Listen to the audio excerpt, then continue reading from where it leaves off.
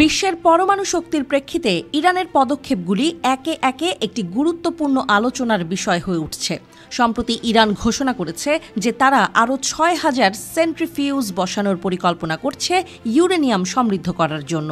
এই নতুন পদক্ষেপের ফলে তেহরান তার পরমাণু শক্তি প্রকল্পকে নতুন উচ্চতায় নিয়ে যেতে পারে, যা পরমাণু অস্ত্রের দিকে এক ধাপ বাড়ানোর সম্ভাবনা তৈরি করছে। তবে প্রশ্ন উঠছে, এর পরিণতি কী হতে পারে? ইরান কি সত্যিই পরমাণু অস্ত্র তৈরির পথে এগোচ্ছে? ইরান তাদের পরিকল্পনার কথা জাতিসংঘের পারমাণবিক পর্যবেক্ষক সংস্থা IAEA-কে জানিয়েছে।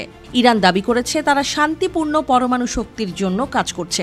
অন্যদিকে পশ্চিমা শক্তি ও ইসরায়েল তেহরানের এই পদক্ষেপ নিয়ে উদ্বিগ্ন।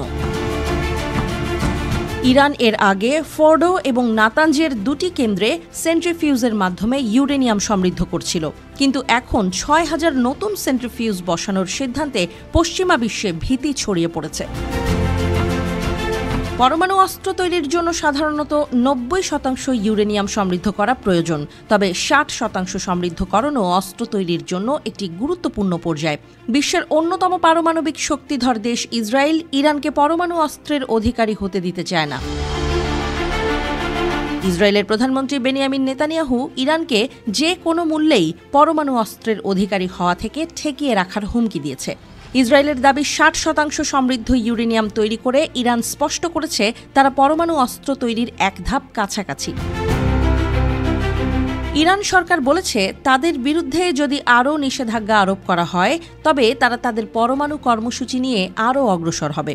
তেহরানের মতে পশ্চিমারা ইরানের শান্তিপূর্ণ পরমাণু প্রকল্পের প্রতি সন্দেহপূর্ণ হলেও তাদের লক্ষ্য এখনও এক, বিশ্বে পরমাণু শক্তির ক্ষেত্রে একটি শক্তিশালী অবস্থান তৈরি করা।